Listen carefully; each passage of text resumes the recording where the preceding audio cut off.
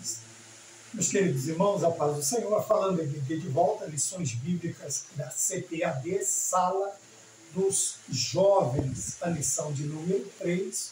Hoje nós vamos ministrar a lição de número 3, que traz por título Um Coração Protegido. Esta lição será ministrada no dia 20 de outubro de 2024.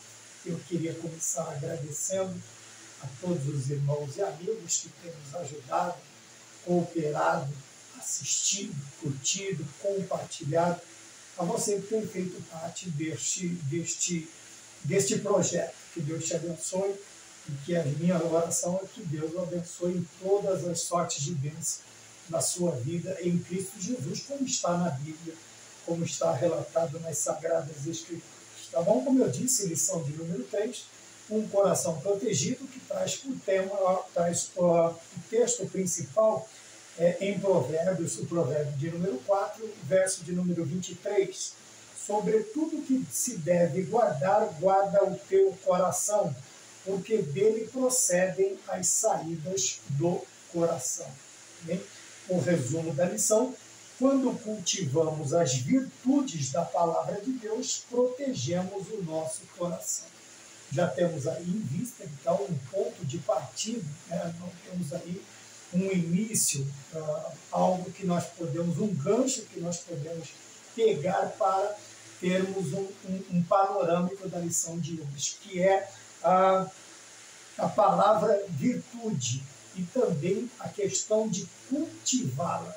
Mas essas virtudes, elas não são só, elas não podem ser também só as inerentes ao homem, não, mas principalmente as virtudes que nós recebemos através da palavra de Deus. E quando nós falamos de virtudes, nós falamos de tudo que é bom, de tudo que é agradável, de tudo que é salutar, de tudo que faz parte da vida da pessoa em sociedade ou a sociedade em que ele está inserido. E o cristão, ele precisa ter na sua vida esta consciência, né, que nós temos as nossas virtudes adquiridas aí, da nossa educação familiar, as virtudes que adquirimos, mas principalmente deve sobressair na vida do cristão as virtudes ensinadas ou trazidas pelas Sagradas Escrituras para cada um de nós. Quando nós falamos em virtudes, mais uma vez,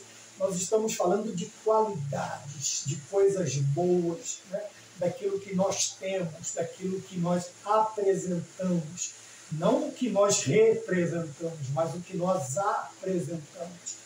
Porque a representação pode ser uma mera demonstração, uma mera representação, e pode não ser a realidade. Mas quando eu me apresento, por isso Paulo ele nos conclama a nos apresentarmos diante de Deus. Veja que há uma diferença destas palavras. Apresentar é uma coisa, representar é outra. O artista, ele representa um papel, um personagem. Mas nós não, nós devemos ter em mente que estas virtudes, elas devem fazer parte da nossa vida, e não sermos apenas uma representação, uma figura, não. Isso deve fazer parte da nossa vida. E o escritor, ele diz que quando nós cultivamos nas nossas vidas estas virtudes, nós protegemos o nosso coração. Consequentemente, nós vamos para os objetivos da lição. O primeiro é apresentar o conceito bíblico de coração. Quer dizer, ele figura, pré-figura, o que a Bíblia nos ensina, nos fala, está falando do músculo cardíaco, está falando de um sentimento, é uma figura de linguagem, né? Nós vamos apresentar, vamos aprender na lição de hoje isto. Compreender que precisamos proteger nosso pensamento. Veja que agora nós já temos duas coisas interessantes, coração e pensamento. Mas nós sabemos que os pensamentos procedem da mente, do cérebro, do pensar, do psique, do ser pensante, né? Então vamos compreender por que precisamos proteger o nosso pensamento. E o último, saber que é preciso guardar as emoções e sentimentos. Então veja que estará relacionado a todas as principais áreas da nossa vida: o pensar, o sentir e as emoções. Tá? Nós precisamos sempre ter estas três áreas. Nós vamos ver no decorrer da lição por que devemos proteger, por que devemos compreender e por que precisamos ter estas ideias na nossa mente, no nosso dia a dia, no nosso viver. A introdução nos diz: nesta lição abordaremos o conceito bíblico de coração. Veja, o conceito bíblico de coração. E quando nós olhamos para a Bíblia, obviamente nós precisamos nos lembrar das suas duas principais, vamos dizer assim, formas de escrita, que é o hebraico do Antigo Testamento e o grego do Novo Testamento. E, obviamente, quando nós lemos a Bíblia, nós não podemos trazê-la, vamos dizer assim, no entendimento para a nossa nação ou outras nações, porque cada nação tem a sua peculiaridade na forma de se expressar, na sua linguagem, no seu koiné, naquele que você usa no dia a dia, na linguagem culta, na linguagem formal. Nós precisamos entender que cada povo, cada nação tem a sua própria linguagem, a sua forma de expressar, as suas figuras de linguagem, vamos dizer assim, a grosso modo as suas gírias, as suas gírias. Eu não estou falando de gírias no contexto da marginalização da linguagem, não é isso que eu estou falando. Eu estou falando que nós precisamos entender por quem foi escrito, por que foi escrito e para quem foi escrito. Para quem. Tá? E neste para quem é óbvio que todas as escrituras foram direcionadas e as suas figuras também representadas para as duas determinadas nações, os hebreus, os judeus, e também quando Cristo veio, Roma dominava os gregos. A cultura era helênica, era grega, e a linguagem era o povo enviado, à primeira vista, como disse João, eram os judeus, veio para os seus. Quem eram os seus? Eram os judeus, mas os seus não o receberam, mas a todos quanto receberam, deu-lhes o poder de serem feitos filhos de Deus, a saber os que creem no seu nome. Tá bom? Então vejam bem, nós precisamos entender todas estas coisas quando nós olhamos.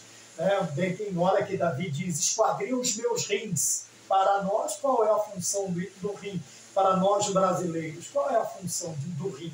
Qual é a função do coração? Nós não temos determinados, a não ser poeticamente falando, determinadas figuras de linguagem. Então nós precisamos nos ater a isto também para que a nossa exegese, para que o nosso entendimento, para que a nossa interpretação ela seja feita de maneira correta e seja feita também através da história, tá? De como foi o entendimento desde o início. Tá bom? Nós precisamos tomar cuidado, porque haja vista que estão sendo introduzidos no meio do cristianismo linguagens e interpretações que não existem. E isto tem trazido confusões, muitas confusões, principalmente quando vem aquela nova realidade, um novo paradigma, uma nova interpretação, uma nova revelação. Ora, nós sabemos que nada disto é possível, porque o cânon bíblico ele foi já fechado, ele está completo, e a Bíblia foi nos dada desta maneira. E a sua interpretação também nós trazemos desde Cristo, depois os apóstolos, os pais da igreja, e assim nós fomos aprendendo as Sagradas Escrituras. Hoje estão trazendo representações novas e que têm agradado muito ao paladar dos novos, daqueles que procuram ser agradados, massageados pela palavra pregada. Eu não disse a palavra de Deus, eu disse a palavra pregada. E, obviamente, os falsos, sabendo disso, eles vão trazer este tipo de ensinamento, de pregação, comprometendo a estrutura bíblica, comprometendo a exegese, a hermenêutica, a sagrada cristã, a apologética, comprometendo uma série de regras que nós usamos para interpretar as Escrituras. Tá bom? Então nós precisamos proteger o nosso coração. Então ele diz aqui, abordaremos o conceito bíblico de coração e como podemos protegê-lo. Estudaremos a amplitude do tempo com o objetivo de responder como podemos atender ao apelo desta lição, proteger o coração. A amplitude do termo, quer dizer, o escritor procurou esmiuçar esse tema da maior, usando os maiores conceitos para dirimir as dúvidas. Eu também estou tentando achar as palavras mais simples. Esta amplitude do termo, quer dizer, não fala só de complexidade, mas é um termo, é um termo muito abrangente, quer dizer, levaríamos muito tempo. Tá? Ele é muito amplo, vasto, é um campo vastíssimo, esta questão da figura de linguagem. Então, o escritor ele procurou, sabendo que nós não temos muito tempo para explicar em sala de aula, porém temos tempo de aprender no decorrer da nossa vida.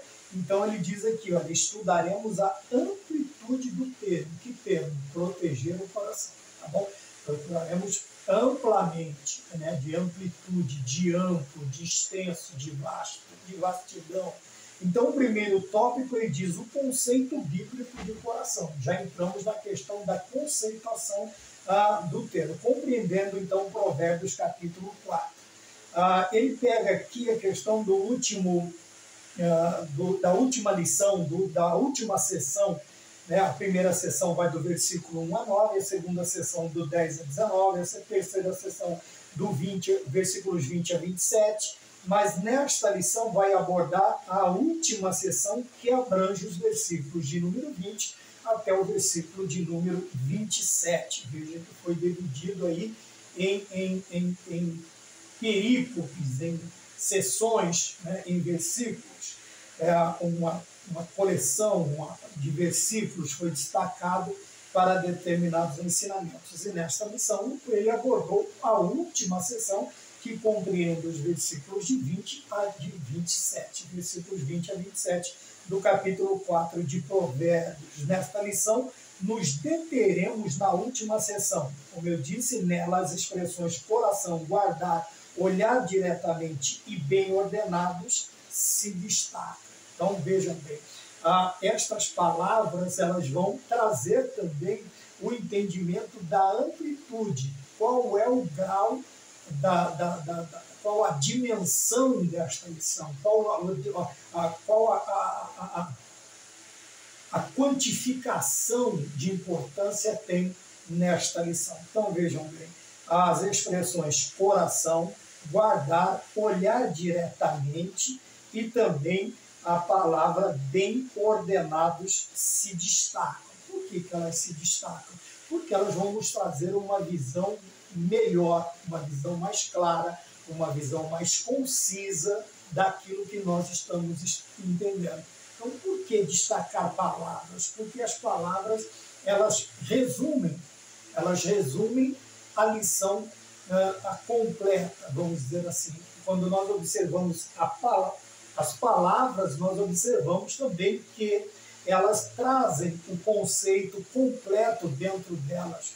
Outra coisa que nós precisamos observar, o português, às vezes uma palavra, ela só quer dizer aquilo mesmo, mas quando olhamos outros idiomas, uma palavra só, ela pode dizer muitas coisas, e eu preciso conhecer o contexto em que a palavra está inserida. É por isso que as palavras, elas trazem o resumo.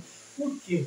A partir do momento em que eu entendo o contexto em que ela está inserida, aquela palavra me esclarecerá todo o seu contexto. Aquele texto esclarecerá todo aquele contexto que eu preciso, que eu estou estudando. Então, vejam bem. Vamos lá, uma palavra que todo mundo gosta de usar, shalom. Né? Aí alguém diz paz. Não, mas quando nós olhamos, não é só isso. É paz, é prosperidade, é saúde, é tudo de bom que pode vir para a vida de uma pessoa. O hebreu deseja nesta palavra shalom. Quer dizer, No português, às vezes, nós temos a palavra paz, quer dizer paz, mas em outros idiomas você pega uma palavra só e ela tem muitos significados. Para isso, para você entender, você vai ter que também se localizar dentro do contexto em que a palavra está inserida. Para que você entenda o que o escritor quis dizer. Tá?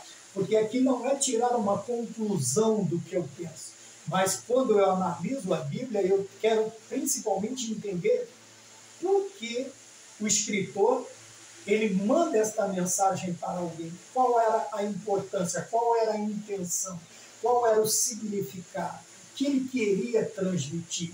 Então, muitas vezes, nós erramos na questão de interpretação, porque nós queremos interpretar uma mensagem que foi enviada, não é que não sirva para nós, não é isso que eu estou dizendo. Isso aí agora é aplicação pessoal.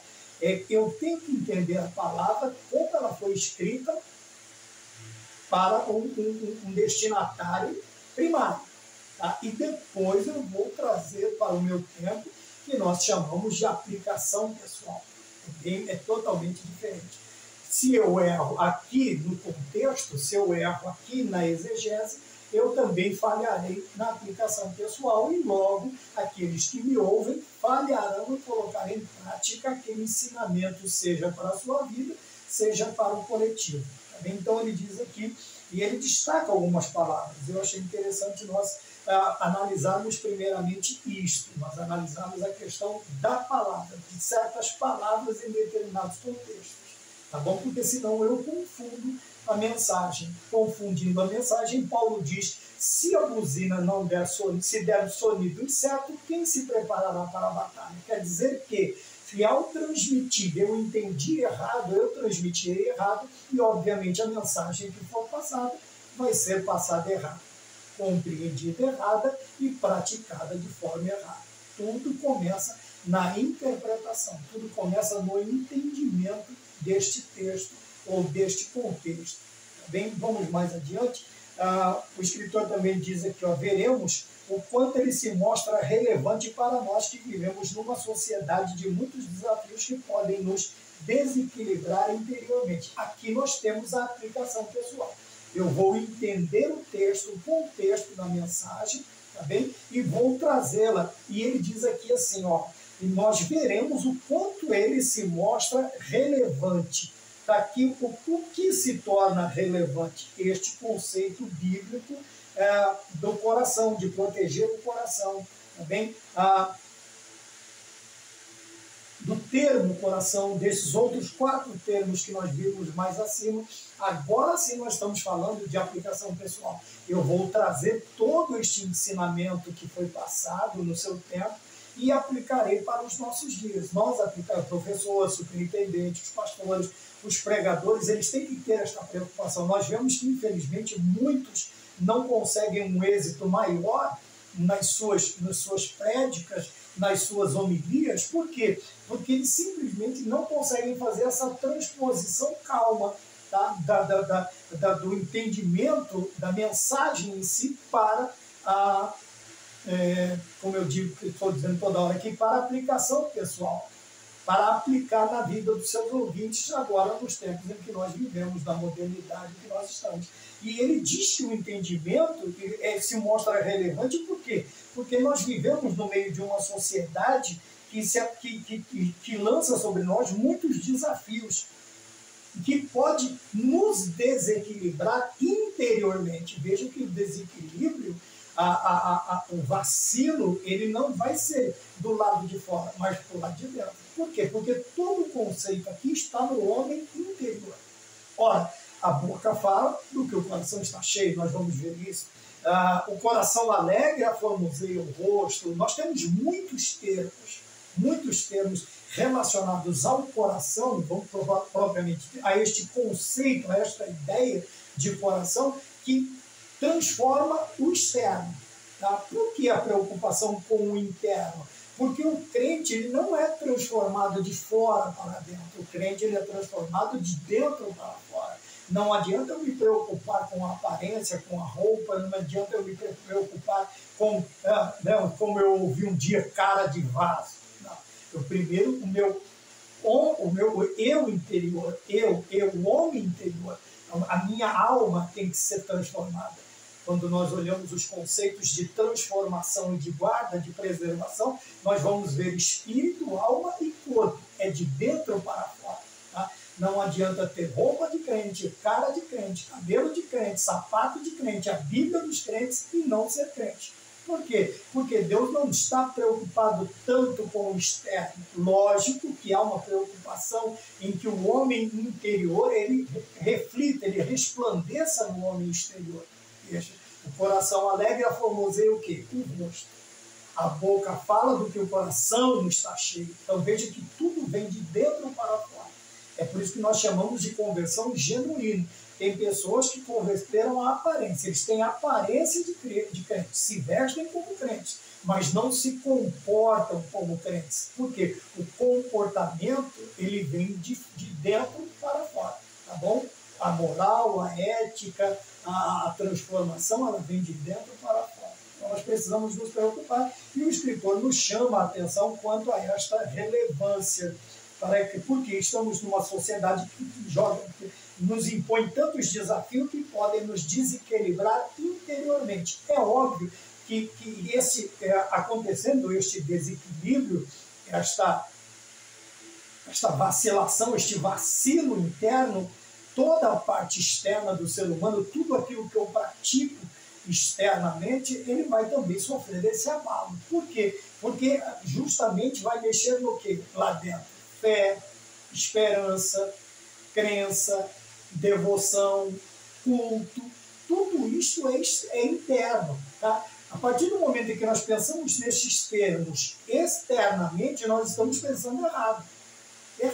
Por quê? Porque tudo que nós apresentamos a Deus tem que ser provido de um coração transformado, de uma vida transformada.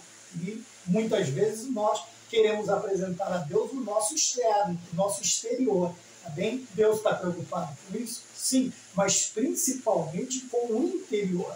Não adianta ter a aparência de crente, se vestir, como Jesus Cristo disse, de linho fino, com longos filactérios e tal, as orações demoradas nas praças, e isto e aquilo, e por dentro ser um sepulcro caiado. Essa é a ideia. Tá bem? Então, por que precisamos guardar o coração? Veja, então nós vimos aqui a importância destas expressões de Provérbios 4, o conceito bíblico de coração é importante porque fala de dentro para fora, tá bem? E nós precisamos desta preocupação e ela é tão relevante, ela é tão importante, por quê? Porque tudo que nós apresentamos a Deus tem que vir de dentro, né? O nosso culto racional, nós precisamos apresentar o quê? O que nós vamos apresentar?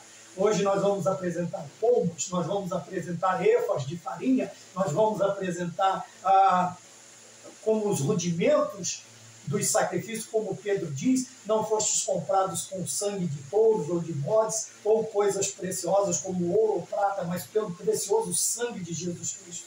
Então vejam bem, tudo que era externo, tudo que era aparente, tudo que era figura ficou para trás. Agora só tem validade aquilo que realmente vem de dentro. É por isso que o apóstolo Paulo, ele nos convida a nos apresentarmos como sacrifício vivo, santo e agradável a Deus, que é um culto racional. Vivo, santo e agradável. Tudo isto vem do quê? Vem de dentro. Tá? Vamos olhar um exemplo. Tá? Você tem lá Caim e Abel. Os dois ofereceram sacrifícios. Tá? Deus não rejeitou os sacrifícios. Ele não rejeitou o sacrifício de Caim. Tá? Mais à frente nós vamos ver a apresentação de efas de farinha, vamos ver a apresentação, não haveria somente o sacrifício cruento, como dizia antigamente, mas o Senhor, veja, quem não podia comprar, podia apresentar uma pomba, né? uma ave de pequeno porte. Então Deus, ele especificou o culto. Mas ele não, a preocupação dele não estava naqueles animais ou elementos apresentados. Ele estava preocupado com o apresentador. Tanto é que não é recusado o sacrifício de Caim, é recusado o coração de Caim. O coração de Caim era mau, era invejoso, O coração de Caim era perseguidor, tinha raiz de amargura. Então foi aí que chegou ao ponto de ele cometer o homicídio do próprio irmão. Então, quando nós olhamos assim, nós muitas vezes nos preocupamos com a apresentação, mas nós precisamos nos preocupar como nós estamos nos apresentando diante de Deus. Tá bem? Então a relevância é essa. Por quê? Porque a sociedade tem tentado, não é de hoje, mas hoje um pouco mais de afinco, eles estão tentando impor a nós um padrão, eles estão tentando nos ensinar a ser cristãos. Eles estão tentando impor a nós um padrão de cristianismo que a Bíblia nunca disse. E quando guardamos o coração, nós protegemos uma área vital para que não entre, né, como diz a lição dos juvenis, para que não entre essas ideologias, para que não entre estas mentiras, estas enganações. E não são poucos os cristãos que, infelizmente, como eu disse, ao invés de virem de dentro para fora, eles estão de fora para dentro, que estão entrando nesta dança, que estão participando, dançando de braços dados com os sofismas atuais, com os sofismas do mundo. Tá bem? O ponto de número 2, o coração, veja, a palavra hebraica que aparece para coração em Provérbios é lebar. Essa palavra traz o significado amplo que engloba coração, mente e ser interior. Veja, coração, mente e o que nós acabamos de dizer, o ser interior. Por quê? Porque tudo, eu não quero ser repetitivo, então nós vamos um pouco mais para frente, o que nós vamos apresentar tem que ser interno, tem que vir do coração, sabe? Quando nós escrevíamos poemas, né, para a futura esposa, quando nós recitávamos, quando nós tentávamos agradar a alguém, o que nós fazíamos? E tem aquela célebre frase, né? Chega lá, é pouco, mas é de coração. Quer dizer, é de boa vontade. Veio de dentro. Pode não ter um significado econômico muito grande. Pode não ter um valor econômico muito grande, mas o valor sentimental é gigantesco. Por quê? Porque veio de dentro para fora. Eu te trouxe de coração isto, eu trouxe do fundo da minha alma, eu te trouxe do fundo do meu ser. Sabe? Nós escolhemos as palavras mais bonitas para representar. Então, por que a amplitude que nós lemos lá? Veja que aquela retorna como amplo. É a mesma palavra. Por que o sentido é amplo? Porque ele vai englobar, ele vai estar inserido nestes três contextos. Olha, coração, mente e ser interior. E ser interior. Quer dizer, o meu ser interior, o meu eu, o meu psique, é aquele que vai estar diante de Deus no dia do juízo. Tá? Nós, como tricotomistas, acreditamos na divisão do homem, espírito, alma e corpo. O corpo volta ao corpo, porque ele foi feito do pó. O psique é a alma que estará diante de Deus e o espírito é o sopro de vida que o Senhor nos deu e ele voltará para o Senhor. É a parte que faz nós nos preocuparmos, é a luta do espírito contra a carne. É a luta do espírito contra a carne. Quando a carne vai cambaleando para o lado do pecado, a parte de Deus, ele vai fazer o quê? Ele vai nos trazer novamente para Deus. Ele vai pender novamente, como a Bíblia diz, a carne pende para o pecado. O espírito é espírito e vida. Tá? E o corpo é o corpo que vai voltar para o corpo. Então, vejam bem, quando nós falamos sobre o coração, nós estamos falando desses sentidos maiores. Coração, mente e ser interior. Tá bem? Outra parte aqui que eu separei, outro parágrafo, está escrito assim. Do ponto de vista bíblico, é o coração que move a vontade e as emoções das pessoas, isto é, a saída da vida. Então, vejam bem, na ideia, tudo que é feito com a emoção, tudo que é feito com vontade, é movido pelo coração. Aí nós vamos ver a ideia de coração. Ainda não entramos no sentido de coração nas Sagradas Escrituras. Mas veja, já vamos partindo da ideia. Nós tivemos um conceito de coração, um significado amplo de coração, e agora nós temos aqui o que é que move essas duas partes importantes da nossa vida, que é a nossa vontade, que é a volição, e as ações. A vontade é o que eu quero. A ação é eu praticar o que eu pensei. Então eu tive vontade, ela ficou só no campo do abstrato, Não, pensamento. Depois eu coloco ele em prática, a ação. Ele vem para o campo concreto. Vai se concretizar aquilo que eu estava pensando, aquilo que eu imaginei, aquilo que está. Veja, e essas duas ações, elas são provenientes de quem? Quem é que move o meu sistema para praticar estas coisas? O coração. O coração. E quando, veja, você está aqui, mas só está de corpo. Você não está com o coração nisso. Né? Tem pessoa que usa muito essa frase. Você está de corpo aqui, só está o corpo, mas o seu coração está longe. Você não está aqui. Então, traz-se essa ideia, né, de que o mover desses dois sentidos, eles são realizados, eles são praticados, são movidos pelo coração, por este departamento. Vamos dividir em departamentos, tá bem? Depois, mais abaixo, ele diz assim, olha, na Bíblia, o coração ganha uma amplitude na relação entre pensamento e emoção. Pensamento, emoção, sentimento e vontade e ação. Então, nós temos três áreas aqui. Pensamento, emoção, né? Pensamento, sentimento e ação. E a vontade. Então, ele dividiu assim. Amplitude de relação entre pensamento e emoção. Aí barra sentimento. Então, vamos lá. Emoção, sentimento. Depois, vontade e ação. Vontade e ação. Nós vemos uma sequência. Pensamento, aquele pensamento vai nos trazer uma determinada comoção, ou nos incentiva a realizar, ou nos prostra na questão da realização, nos estagna, vai depender do quê? Do sentimento, que vai ir até onde? A vontade, que forma um conceito bíblico.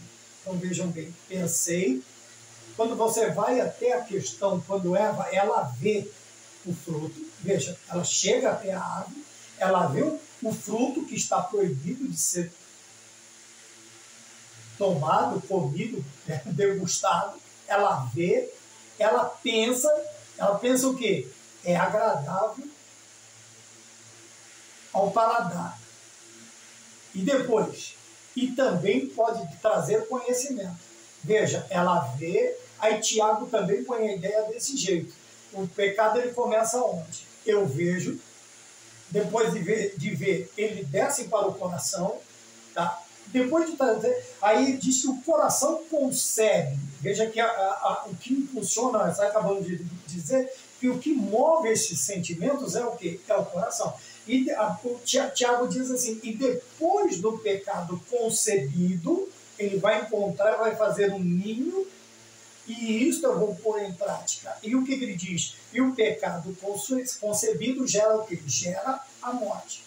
Tá bem? Então nós vemos uma sequência de ações que são movidos pela ideia do coração, da mente, do ponto central do ser humano, do ponto vital, de onde parte todas essas guerras, Tiago também diz, do homem, de todos esses embates espirituais do homem, vem das suas concupiscências, vem dos seus pecados, dos seus desejos desenfreados. Então, nós precisamos tomar cuidado neste sentido.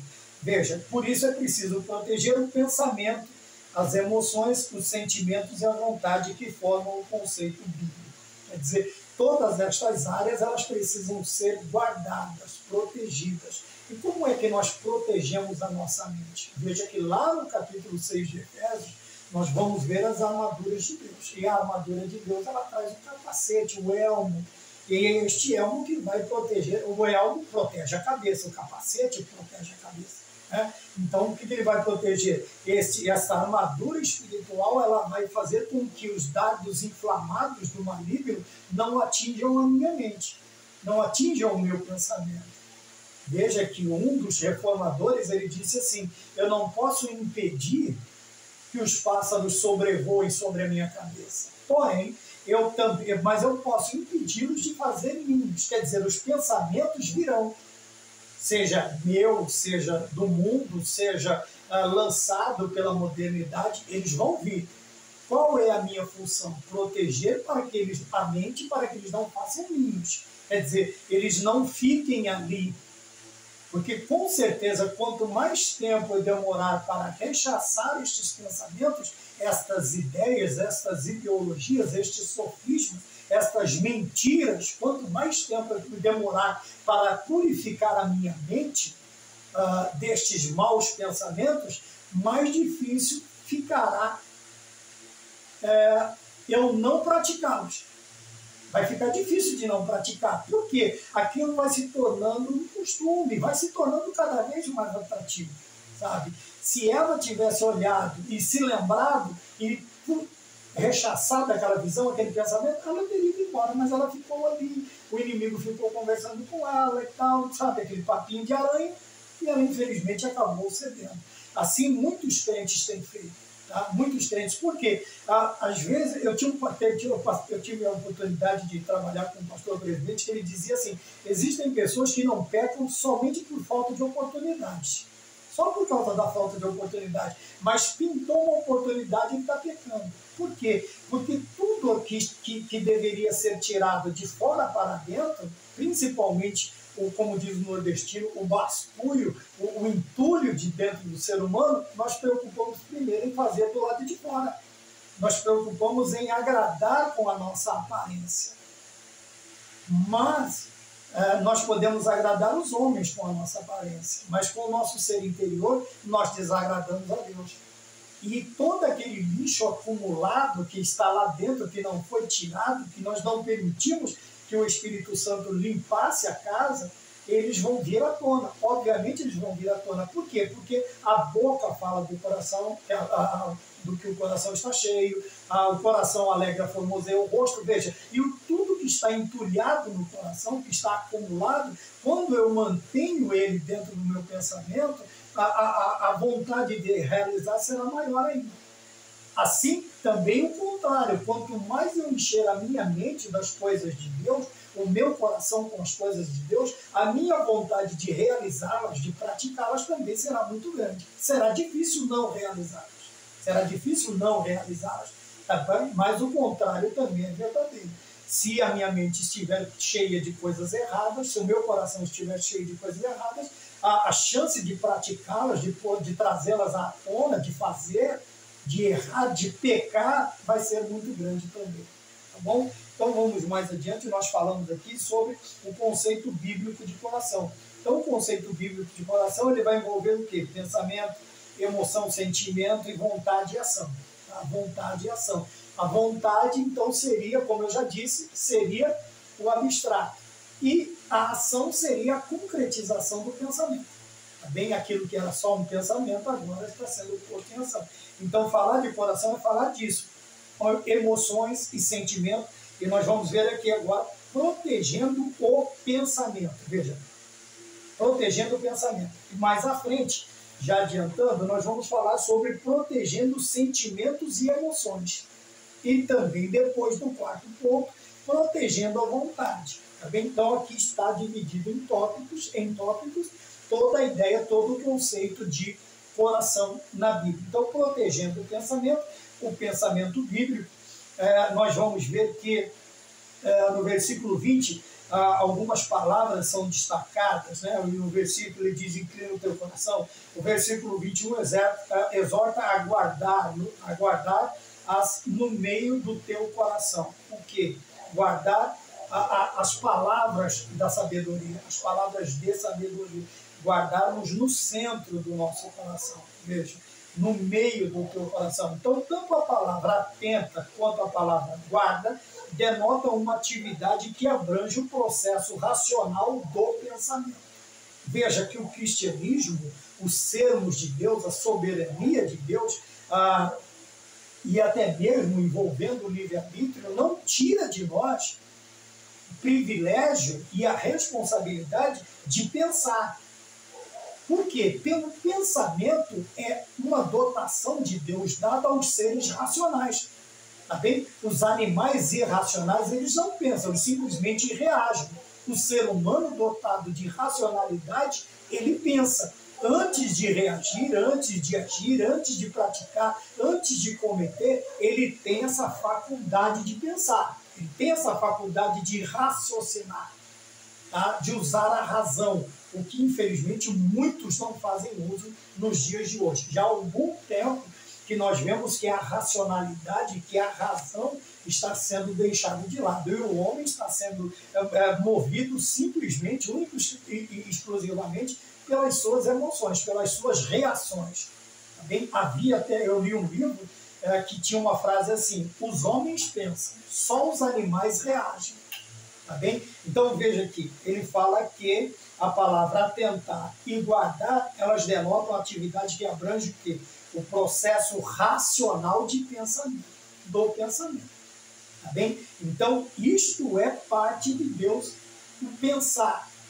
Tá? E muitos de nós, infelizmente, nós temos criado problemas para nós mesmos e até para outrem, pelo simples fato de não pararmos alguns minutos para pensar, para respirar. É aquela parada para respirar. A contar até 10, quer dizer, você vai pensar, você vai usar a faculdade de raciocínio, ou do raciocínio, que é dotação de Deus para o ser humano. Então, quando ele fala aqui o pensamento bíblico, a respeito de pensamento, ele está falando do processo racional do pensamento. A segunda parte diz: é preciso pensar, ponderar, prestar atenção para que o que está sendo ensinado. Veja que aqui agora já não é a ação de fazer, mas a ação de receber. No caso, receber um ensinamento, uma doutrina, tá? Uma ideia. Então, nós precisamos pensar, ponderar, raciocinar, usar esta faculdade mental que Deus dotou os seres racionais, os homens, de pensar com o que está nos sendo ensinado. Como é feito este pensamento? Veja, a primeira coisa que nós devemos ver é uma doutrina bíblica. Ela é ensinada de Gênesis a Apocalipse, ela fez parte da história tanto do povo de Deus do Antigo Testamento como do Novo Testamento, né? Ela faz parte. Essa é uma forma de pensar. Quer dizer, o que eu estou aprendendo ou o que estão me ensinando faz parte da doutrina bíblica. Os pais da igreja, os apóstolos, os reformadores, Cristo ensinou isso. Tá? Esse ensinamento encontra respaldo nas Sagradas Escrituras. Tudo isso é a questão do pensar. Pensar cansa, é difícil, mas é importante. E o ser humano precisa pensar. Tá? Não é aquele negócio de sentar, contar até 3 e já tomar a decisão. Aí depois, quando dá com os burros na água, culpa é de fulano, de ciclano, de beltrano. Mas a ideia de proteger o pensamento aqui do nosso escritor, ele diz o quê? Que nós precisamos usar esta faculdade para quê? Para o que está nos sendo ensinado. E isto até, infelizmente, até em ambientes religiosos nós precisamos tomar cuidado. Tá? Porque nem tudo que reluz é ouro e nem tudo que balança cai.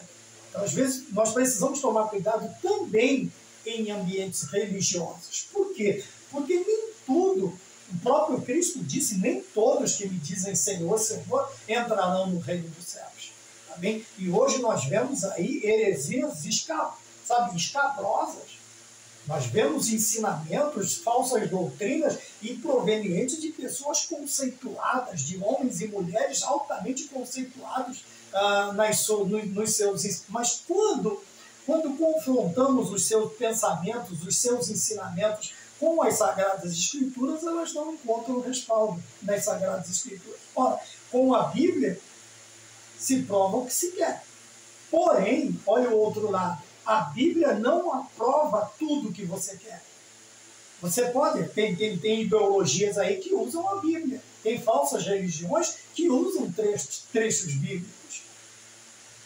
Tá? Usam a vida de Davi, Jonathan, usam a vida de Esther, de Ruth e Noemi, usam o Evangelho de João, outras religiões falsas, mas não quer dizer que a Bíblia está aprovando aquilo, que a Bíblia diz aquilo. Aquilo foi uma interpretação conveniente para que apoiassem. É por isso que alguns livros são mantidos em determinadas Bíblias, para que aparentemente se encontre respaldos a doutrinas esdrúxulas ensinadas. E nós precisamos tomar cuidado com isso. Por quê? Eu disse até em ambientes religiosos. Ora, porque nós não estamos isentos de, em muitos dos nossos púlpitos, existirem homens e mulheres ensinando heresias, doutrinas erradas, costumes que não são bíblicos, uma infinidade de coisas. Uma infinidade de coisas. Veja que eu disse, agora aquele que é atraído só pela aparência, infelizmente ele vai ser engodado de todas as maneiras por causa da sua concupiscência. Usando aqui, parafraseando novamente aqui, Tiago, nós precisamos tomar cuidado, principalmente porque nós precisamos pensar, porque o escritor disse, nós precisamos pensar, prestar atenção no que está sendo ensinado. O que está sendo ensinado? E se for o caso, a parte com toda a educação, chamar o ensinador e dizer, de onde o senhor tirou isso? Me mostre na Bíblia, me mostre no nosso livro, de onde o senhor tirou essa ideia, de onde saiu esse conceito, de onde saiu esta doutrina, né? E você vai ver que a maioria está totalmente fora de contexto, separa um texto de todo o contexto e faz doutrina daquilo. Tá? Isso não existe, isso não existe. Isso é um erro muito grande, nós tirarmos um versículo, vamos usar assim, e fazer dali doutrina, sendo que o restante da Bíblia nunca apoia aquela ideia. E nem aquele versículo está dizendo o que o fulano está ensinando, a fulana está ensinando. Então nós precisamos tomar cuidado. Veja, tem a ver com selecionar o que será o centro da atenção do seu pensamento. Quer dizer, o que é que eu posso selecionar? Veja, o passarinho pode voar, mas eu não deixo fazer ninho. Porém, Paulo disse, aquilo que você viu e ouviu de mim, que você achou que é bom, que é saudável, que é de boa índole, isso fazer.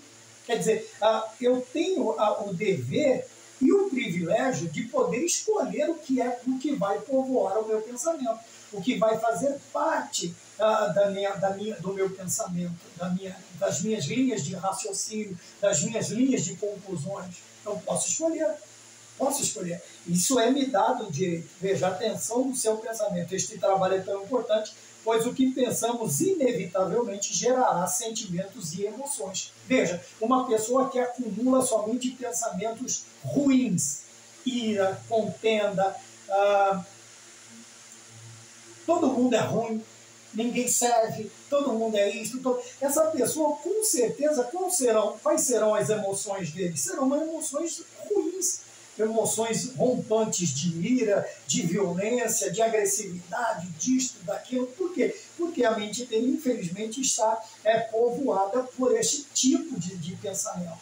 Obviamente que as suas ações, ele vai levar a cabo porque o seu coração está cheio. O seu coração está cheio. O inverso também vale. Se a minha mente estiver cheia de Deus, da palavra de Deus, obviamente que não vai sair da minha boca aquilo que é concernente a Deus, conselhos, apaziguações, e se for o caso, até uma canção para abandonar uma ira, e assim sucessivamente. Nós precisamos tomar cuidado, porém, essa questão também está ligada ao quê? À maturidade. Obviamente que esta questão de pensar, esta questão de analisar e de chegar a conclusões, ela está ligada à maturidade. Maturidade fala de uma pessoa experimentada, de uma pessoa experiente, não propriamente dito uma pessoa que tem cabelos brancos, não, né? Como eu sempre repito. Porém, a pessoa que amadureceu emocionalmente, a pessoa que amadureceu não somente fisicamente, mas amadureceu emocionalmente e espiritualmente, esta pessoa ela encontra mais facilidade para usar a faculdade racional que ele tem, para usar esta parte do ser humano. racional que é o pensamento. Obviamente, se nós formos nécios, se nós formos meninos da fé, nós não teremos esta capacidade tão aguçada, ou não teremos nenhum tipo de quantidade deste tipo desta particularidade de pensar. Então, vejam bem, eu liguei a questão aqui dessa importância de prestar atenção no pensamento, porque os pensamentos vão gerar sentimentos e emoções, liguei eles à maturidade. Lógico que a pessoa madura, experimentada, ela consegue mais facilmente controlar as suas emoções, controlar os seus sentimentos, controlar os seus desejos. Paulo diz, se o homem consegue controlar a língua, dominar a língua, ele pode dominar o corpo todo. Ele fala que a língua é um pequeno órgão e esse órgão ele é inflamado pelo diabo. Quer dizer, uma língua difamadora ela pode figuradamente incendiar uma floresta. Né? Ela pode causar um transtorno gigantesco. Já Paulo me ensina que se eu conseguir dominar a minha língua, né? Se eu conseguir dominar os meus sentimentos, as minhas emoções, eu poderei dominar o meu corpo todo. Quer dizer, o restante dos outros desejos que eu tenho na vida, que todo homem tem, todo ser humano tem. Tá bem? Então vamos um pouquinho mais adiante. Logo, a Bíblia e a fé cristã não anulam o intelecto. Voltamos àquela questão que nós não somos automatizados por Deus, não nos tornamos robôs, não nos tornamos autômatos, não. Aqui está o intelecto, a fé, a Bíblia não elimina o pensar do homem. Tá? As decisões, nós precisamos fazer aqui, mas nos lembrar que a Bíblia simplesmente direciona esses pensamentos, direciona estas emoções para concretizá-las ou não.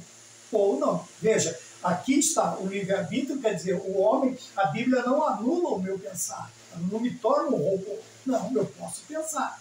Porém, Deus vai direcionar para a decisão mais correta, mais completa, que não me trará nenhum tipo de dano. Tá? Ele vai me indicar o caminho, ele vai me mostrar o caminho. Eu vou pensar, a Bíblia não elimina, o cristianismo não elimina a arte intelectual do homem, o intelecto não anula o pensamento do homem, porém, ela nos direciona para o melhor caminho. É como se fosse aí, não sei se pode dizer, é como se fosse um Sebrae. Você tem uma ideia, você tem um capital, mas você não quer arriscar aquilo numa coisa que a sua cidade já tem. Então você vai, o dinheiro é seu, a ideia é sua. Desculpa, Sebrae, se não puder fazer isso. Mas o que eles fazem? Eles vão te dar uma ideia. Por quê? Porque eles têm todo o contexto do lugar em que você está, a cidade que você está. Então eles vão te indicar a melhor forma de comércio, se for um comércio, ou o melhor lugar ou melhor forma de você prestar o serviço que você quer prestar. Porque senão você vai entrar no mercado que já está saturado na sua cidade. Veja, eu usei um exemplo bastante simples, mas a Bíblia não me impede de pensar, ela não me impede, ela não anula o meu intelecto. Tá? Mas o que ela faz? Ela simplesmente me conduz à concretização correta dos meus pensamentos. Ela me ajuda a alinhar os meus pensamentos. Ela me ajuda a entender de forma mais racional ainda, que agora tem a minha razão e tem a razão bíblica, a razão de Deus, o ensino, a doutrina, os pensamentos, que me ajudarão a conduzir a minha ideia, pôr em prática aquilo que eu estou pensando. Tá bom? 2. Pensamento protegido. Nós falamos sobre o pensamento bíblico, agora protegido. Para trilhar uma vida de santidade, é preciso proteger o pensamento. Tá? Uma ideia interessante. Por que eu preciso? Porque toda ideia de santidade vem do quê? De separação, de consagração, de utilização na presença de Deus. E, logicamente, tudo isto parte de onde? Parte do pensamento. Veja, se o meu pensamento for um pensamento poluído, se o meu pensamento estiver exageradamente cheio de coisas mundanas, de vaidade, de promiscuidade, qualquer tipo de coisa que esteja relacionado ou correlacionado à carne, é óbvio que eu não vou conseguir atingir a santidade. Eu não vou conseguir santificar a minha vida. Por quê? Porque os meus olhos vão buscar o quê? O que está aqui. Os meus ouvidos vão buscar o quê? O que a minha mente está cheia. A minha boca vai falar do que a minha mente está cheia. Então veja, para trilhar uma vida de santidade é preciso proteger os pensamentos. É preciso proteger o pensamento. Depois ele diz assim, olha, de que maneira nós podemos fazer isto? O salmista, né, se eu não me engano, no Salmo 119, versículo 11, talvez eu esteja errado, mas ele diz assim, como purificará o jovem o seu caminho? Veja, nós estamos falando de santidade. Purificar, santificação, fala de brancura, fala de alvura, fala de quê? De purificado, de purificação, de imaculado. Então vamos lá. Branco, santidade. Como ele pode purificar o caminho? O mancebo, o jovem, observando segundo a sua palavra. Então veja, ele coloca aqui, guardar a palavra de Deus passa pela leitura, reflexão e memorização do texto bíblico. Então, quando nós vamos nos purificar ou nos guardar, qual é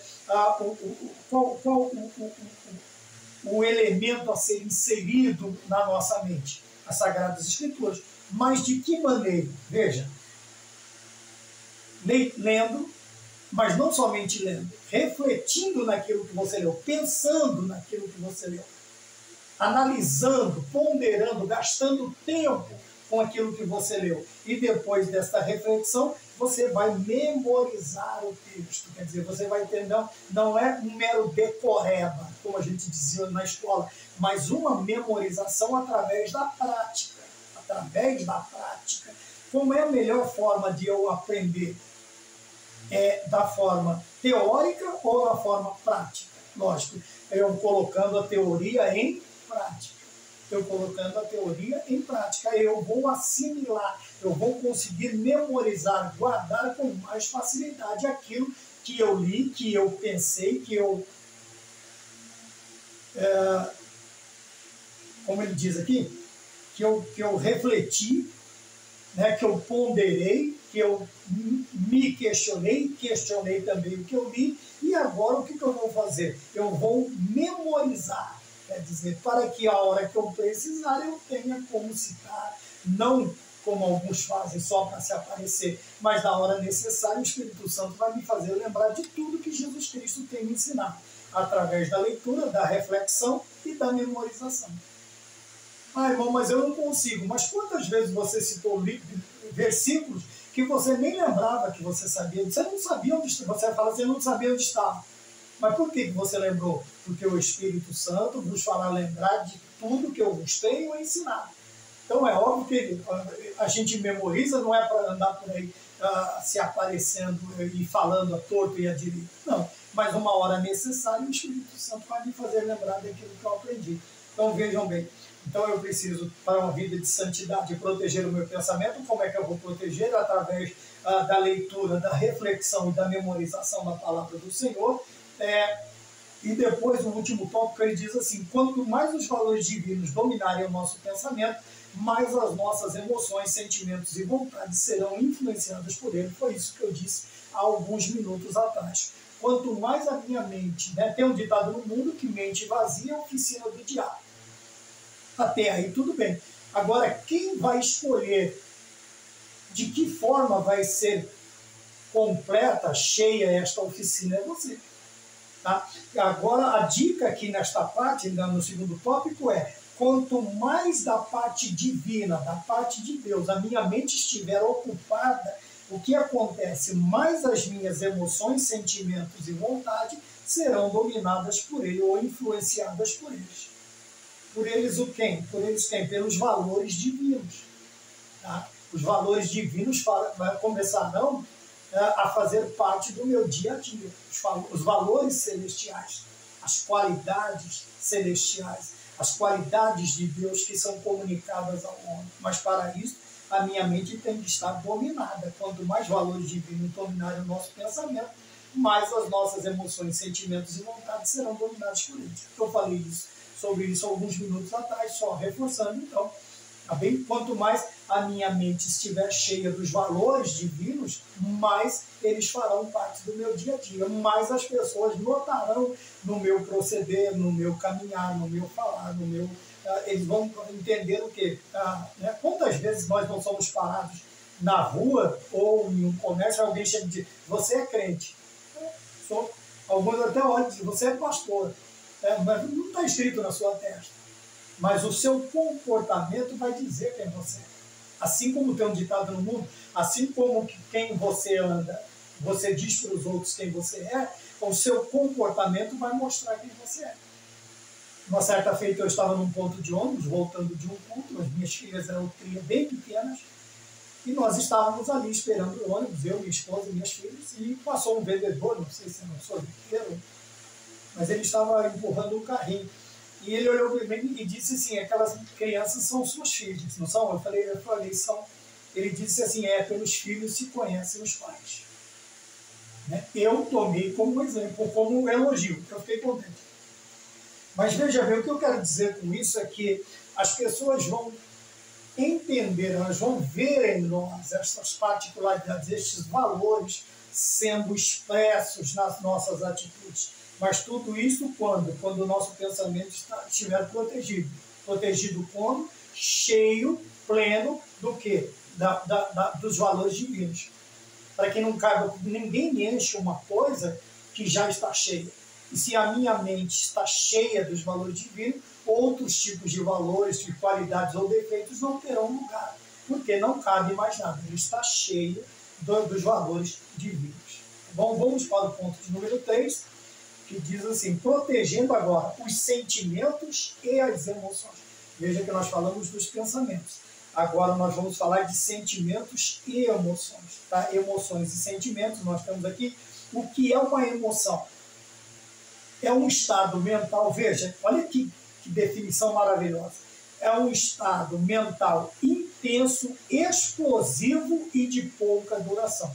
Então veja que ao expressarmos estas emoções, é onde vem os maiores erros do ser humano. Depois, consequentemente, o que acontece? O arrependimento. Mas agora não tem mais jeito.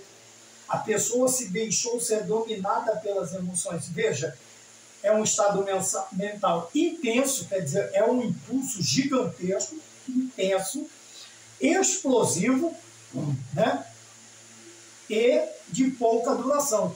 Por isso que eu disse, 5 minutos, 3 minutos depois, ou vê o que fez e se arrependeu. Mas agora não dá mais tempo. Por quê? Porque se deixou ser dominado pela emoção. Então isso é emoção, tá? Que comprova de pouca duração, que provoca impacto em nosso comportamento. Tá? Então nós precisamos tomar cuidado em dominar as emoções. Tá? Aqui no caso, a emoção nesse estado mental intenso, explosivo e de pouca duração. É onde o ser humano tem cometido as maiores atrocidades de que um ser humano é capaz, da baixeza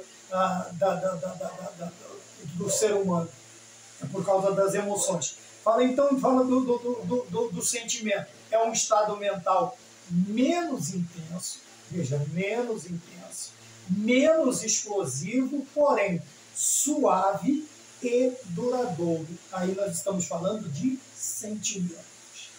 Né? Quais são os sentimentos que nós podemos dizer aqui? Compaixão, felicidade, decepção, amor, gratidão, solidão. Estes são os sentimentos. Bem, mas quando sentimento, eles são mais calmos. Veja, ele diz aqui, olha, menos intenso, é de menor intensidade, enquanto a emoção ela é explosiva e intensa, a emoção ela é de menos intensidade, é menos explosiva, quer dizer, aquele impulso de me fazer praticar aquilo é menor, o impulso é menor, e depois ele fala, porém, suave e duradouro, quer dizer, ele é tranquilo, ele é dominável, e a sua consequência, esse estado mental ele é duradouro. Tá? Duradouro. Por quê? Porque geralmente ele está controlado. Ele está controlado. Enquanto um é de pouca duração, você olha e vê o que você fez e se arrepende, o outro é de longa duração. De longa duração. Por quê? Porque ele é menos intenso e ele é suave. Então está aqui a diferenciação entre emoções e sentimentos, que nós precisamos proteger. Emoções e sentimentos protegidos. Do ponto de vista bíblico, a melhor forma de equilibrar, de equacionar as nossas emoções ou de protegê-las é cultivando sentimentos virtuosos, sabe? Paulo diz aos Coríntios que as más conversações corrompem os bons costumes. Deixa eu usar isso aqui fora de contexto, por favor, ou talvez até num contexto, vamos dizer assim, não tão imediato, mas veja, se nós andamos com pessoas dominadas pelas emoções, pessoas explosivas, pessoas no estado mental intenso, sabe? Aquela pessoa que gosta de reclamar, murmurar, tudo ele acha defeito, todo mundo ele quer encrencar. Esses valores vão fazer a parte da nossa vida. Mas veja que ele diz aqui que nós precisamos, aqui do ponto de vista, equilibrar. Como é que nós equacionamos as nossas emoções ou as protegemos? Cultivando sentimentos virtuosos. Ainda que esses sentimentos, muitas vezes, sejam confundidos com fraqueza, com falta sei lá, de masculinidade ou de feminilidade, não sei. Né? Às vezes existem sentimentos que nós cultivamos que as pessoas confundem. Bondade com fraqueza, né? Respeito com medo. As pessoas confundem. E nós precisamos, não por causa disso, nós não vamos deixar de cultivar estes sentimentos. Né? Esses sentimentos. Pelo contrário, nós precisamos cultivar sentimentos virtuosos, de virtude, de qualidade, sentimentos bons, sentimentos de paz, sentimentos de alegria, de companheirismo, sentimentos de felicidade. Por isso que o profeta Jeremias, lá nas Lamentações, ele diz assim: nós estamos num momento difícil, mas eu quero trazer à memória tudo que me dá esperança. Isso é virtude. Poderia desesperar, chutar o balde, quebrar tudo, meter o pé na porta e ir embora? Não. Então eu vou trazer algo que me traz esperança. Aí você vai lá no Salmo 126, o que os salmistas dizem? Quando eles veem a cidade queimada, as portas queimadas, a cidade derribada, eles voltam da Babilônia de 70 anos de cativeiro e veem Israel totalmente destruído. Mas olha aqui um pensamento virtuoso, um sentimento virtuoso. Grandes coisas fez o Senhor por nós. E por isso estamos, apesar de tudo isso aqui, nós estamos alegres. Veja que o sentimento virtuoso fez com que eles ficassem alegres, mesmo com tudo quebrado, porque eles sabiam que o esforço deles não seria em vão. E ainda contavam com a cooperação de Deus para restaurar tudo aquilo que foi quebrado. Então, quando nós assimilamos isto, tudo que está fora do lugar na nossa vida, nós teremos esperança. Porque nós acumulamos na nossa mente sentimentos virtuosos, de qualidades, trazemos à memória o que nos dá esperança. Nós não ficaremos desesperados, pelo contrário, nós olharemos para o caos e temos a certeza que Deus ele vai nos ajudar a reerguer, a trazer de volta tudo aquilo que nós perdemos e assim sucessivamente. Tá bem? Portanto, somos chamados a cultivar a mansidão, a bondade, a paciência, ou seja, pensando em tudo que é puro, justo, amável e bom. Filipenses 4:8 eu disse um pouco atrás. Assim, nosso coração estará protegido. Então, emoções e sentimentos protegidos fala disso. E como é que nós protegemos os nossos sentimentos? Cultivando pensamentos virtuosos, sentimentos virtuosos. Sentimentos virtuosos. Quarto e último tópico, protegendo a vontade. Tá? A vontade. A vontade e as saídas da vida. Eu separei aqui o último parágrafo que está escrito assim: do coração emerge, quer dizer, sai. Quando você vê o submarino, ele está emergindo, ele está saindo da água e vindo para a superfície, ele está submergindo, ou ele está emergindo, perdão. Então, emerge, quer dizer, sai, nasce, flui, brota do nosso coração.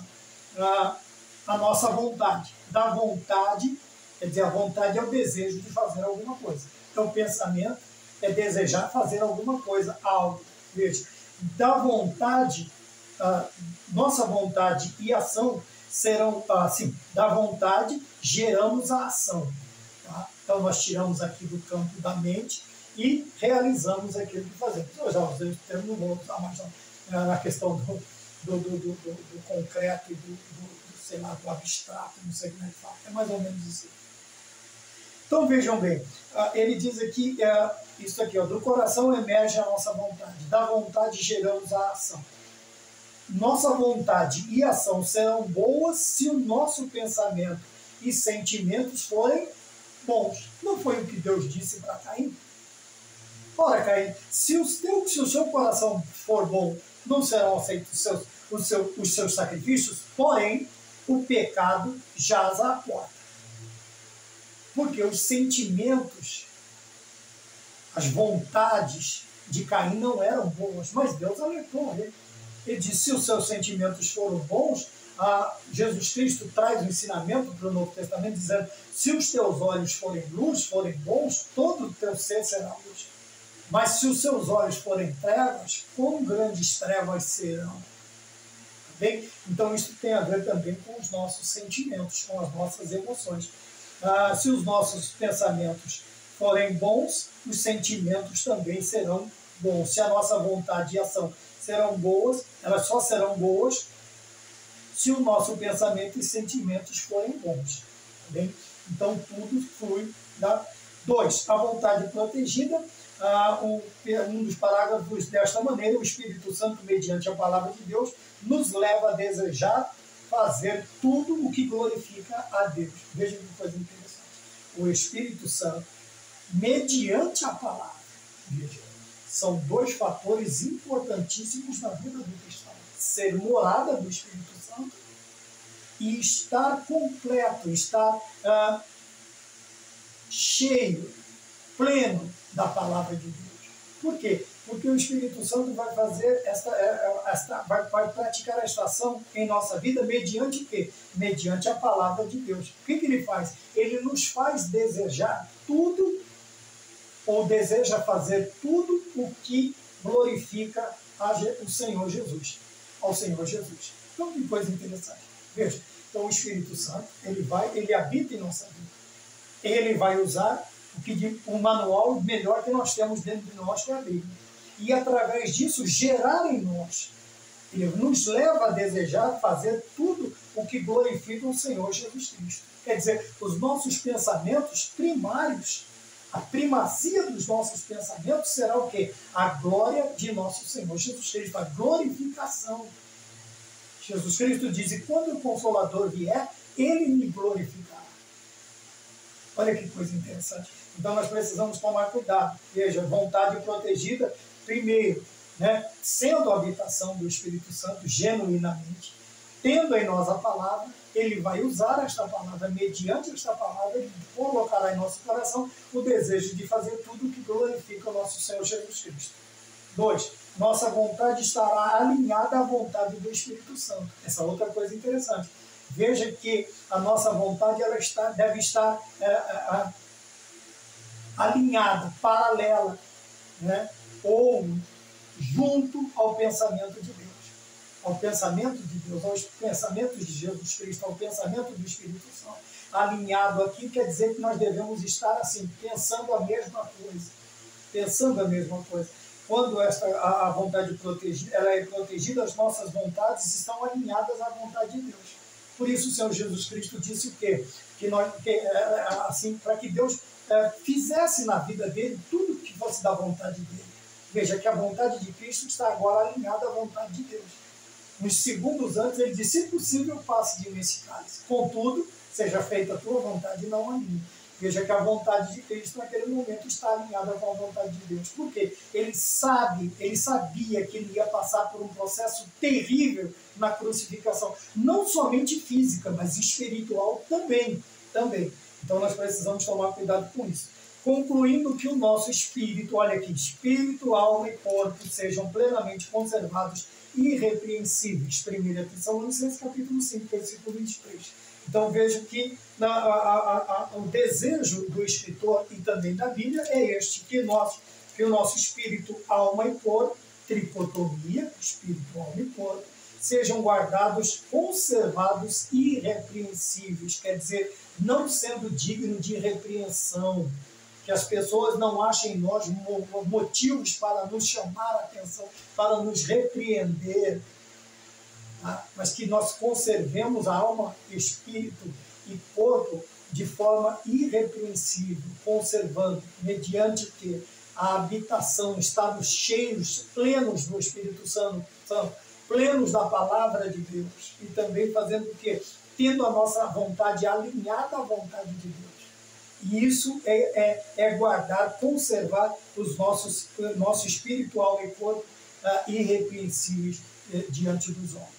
Tá bom? Então, nós falamos nesta lição sobre um coração protegido. Falamos sobre o conceito de coração, o conceito bíblico, compreender que precisamos proteger o nosso pensamento e saber que é preciso guardar as nossas emoções. Amém?